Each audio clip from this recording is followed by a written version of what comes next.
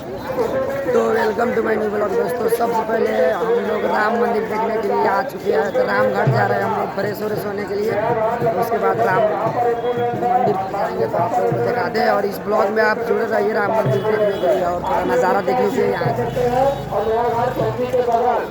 यहाँ बहुत ज़्यादा हाला वाला हो रहा है, इसीलिए थोड़ा वीडियो बनाने में दिक्कत हो रहा है। ये देखिए दोस्तों,